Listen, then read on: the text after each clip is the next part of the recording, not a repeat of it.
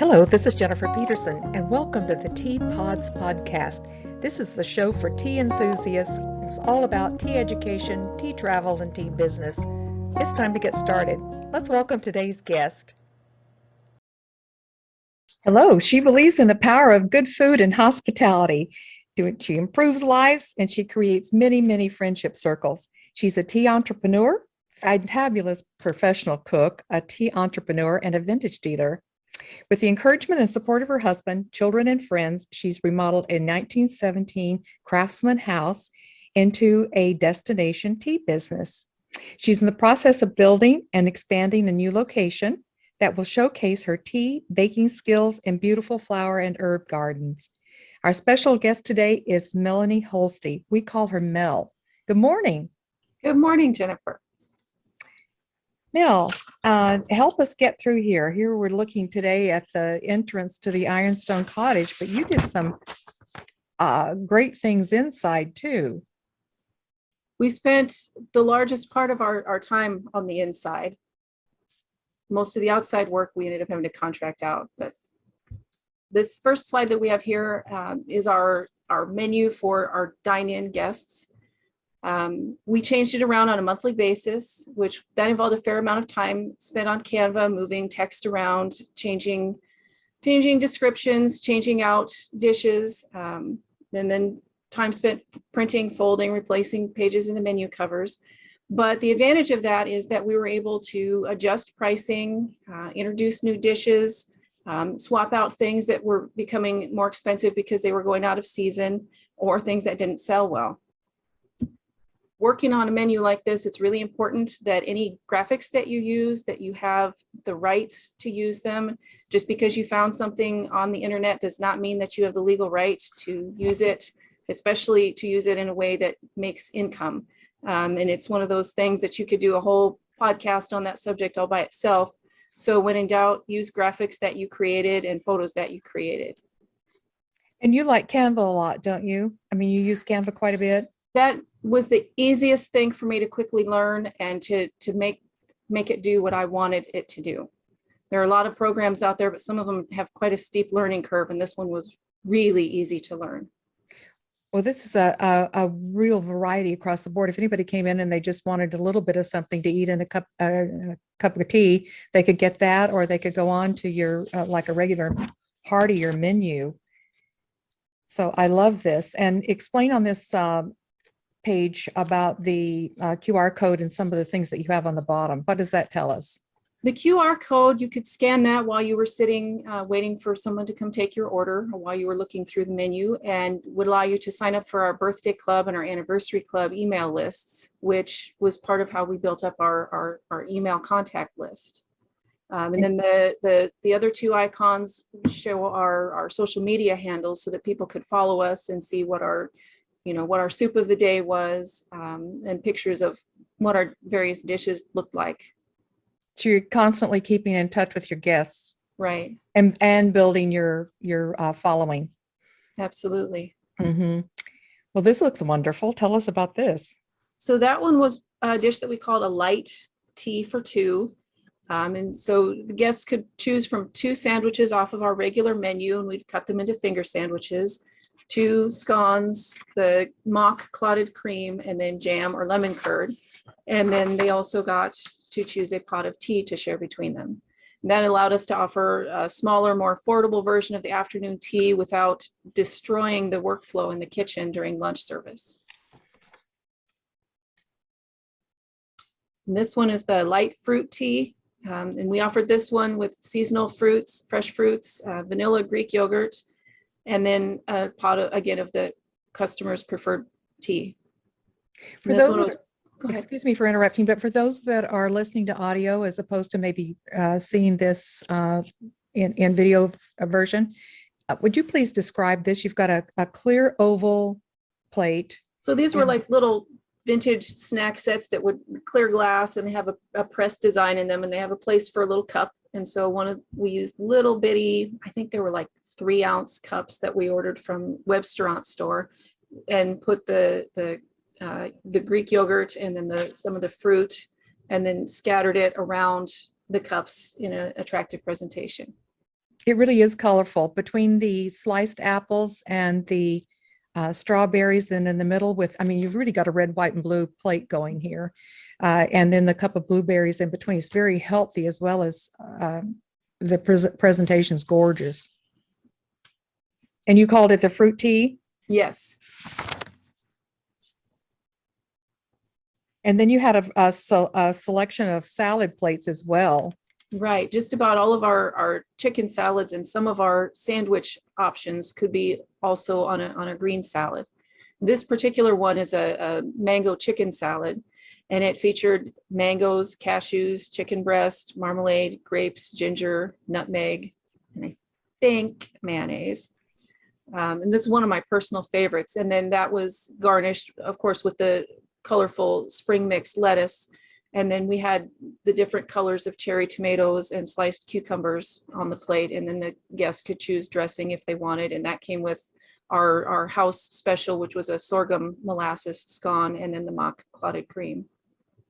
Okay, and again, for those with audio and those of us that love the plating thing, it looks to me like, okay, so you've used a plain white, there's a shape to it, but a plain white background as far as the plate goes, or the salad bowl.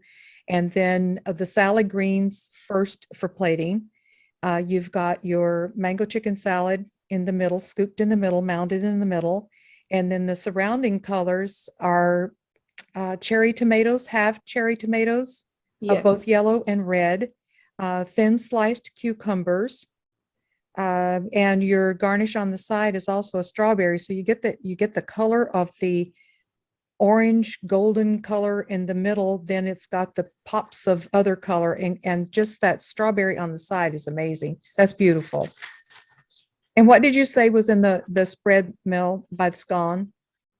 That there was mock clotted cream. I believe it included sour cream, whipping cream, just a dash of sugar. Might have been sour cream and cream cheese. I'm drawing a blank right at the moment.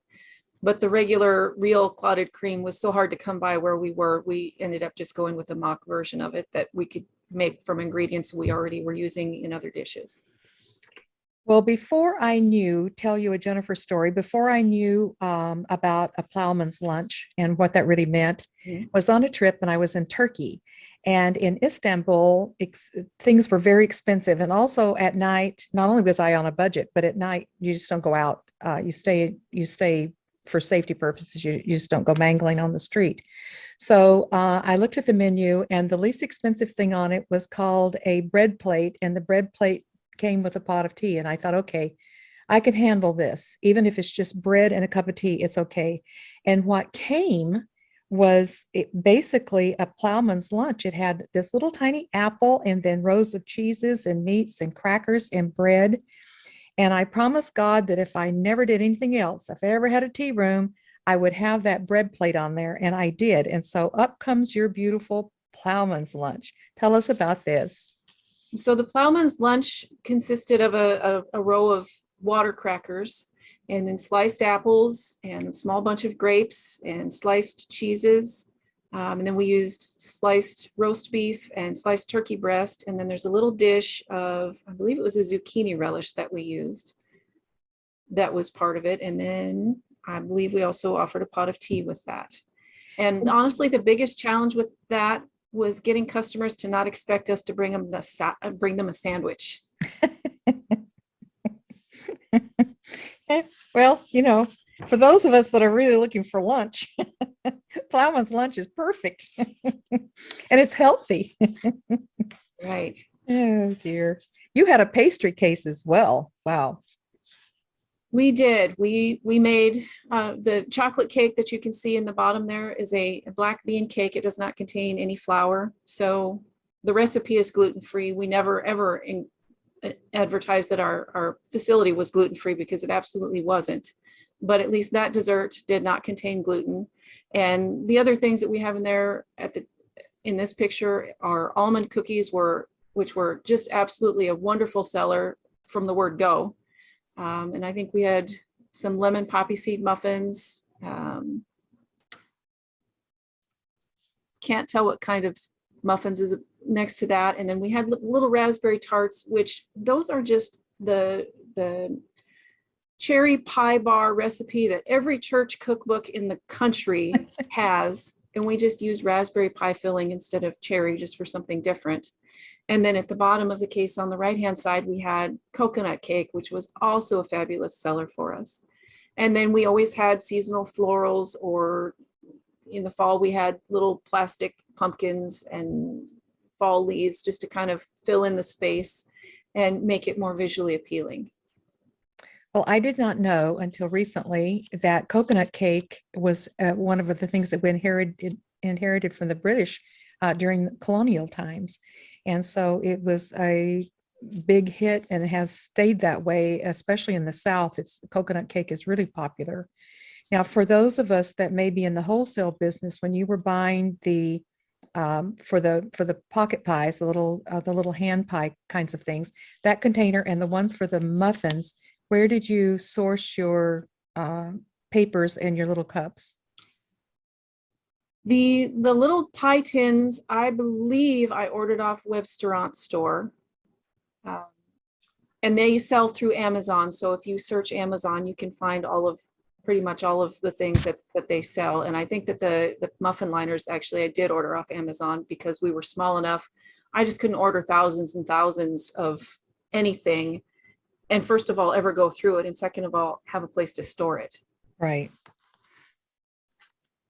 Yeah, so you had really enticement all the way around, not only the visual of it, but just looking at everything here. Tell us a little bit about enticing your guests to buy a little bit more or to sample it a little bit more. So on the big chalkboard, we had a list of all the teas that were our featured teas for the month. And we had those, we made them fresh every morning and put them in the glass lined air pots, which keep the heat longer than the stainless, of course. The glass ones, if you drop them, they're toast. You have to get a new one, where the stainless stand up much better to any kind of rough use. But they were available, and we had little paper cups so people could sample the teas if they weren't sure what to order. We often, when it wasn't lunch service, would have a little plate with a scone or something cut into small pieces that people could try. And then we also listed our soup of the day up on the blackboard. Yeah, I'm looking at your table setting here. Were your tables preset before guests came? The table, okay, can you tell us about what you had on the table? We went through several different iterations. We started off with charger plates in gold, and that just confused people terribly. So then we went to just having a plate with the silverware in a fabric napkin, and that ended up being kind of a hassle for the purpose of bussing the tables quickly when we were busy. So eventually we just had the napkin folded so that you could tuck all the silverware into a little pocket, and that was all that sat at the table. And then of course the sugars and salt and pepper, a tea list like similar to a wine list, and then the floral arrangement that had the cards that people could use to sign up for our birthday club. I know a lot of that is very attractive, but a lot of that has to do with hygiene as well. So the single serve packets, and then the way the cutlery is, I like my cutlery out, but I also understand that for hygiene purposes, having cutlery tucked inside the napkin means that it can be set out without an employee or anybody else actually touching that. So it's very pretty. And I love your table topping. You have an underskirt, and then you have the table topping. Your underskirts are permanent, and then you changed out your table topping. The table toppers went every time we cleared a table from guests and was set with fresh. And the toppers were very lightweight, very easy to launder. They were a crinkle fabric, so we didn't have to worry about if they stayed in the dryer too long. They didn't need to be ironed. They were supposed to look that way. And because they were black, you pretty much couldn't stain them.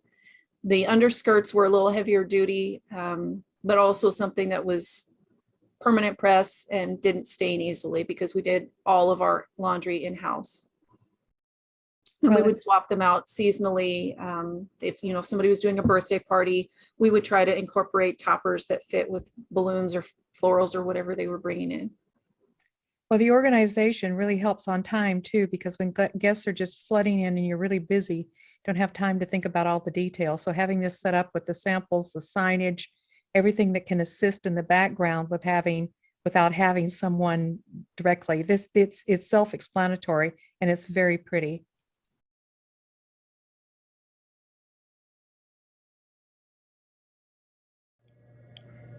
Thank you to our guest for sharing time with us today. And thank you for tuning in. Linger longer with us. If you enjoyed today's show, head over to ttrademark.com to subscribe to our newsletter, catch our next episode, and follow us on social media. This is Jennifer Petersen with Tea Trademark, reminding you that Tealand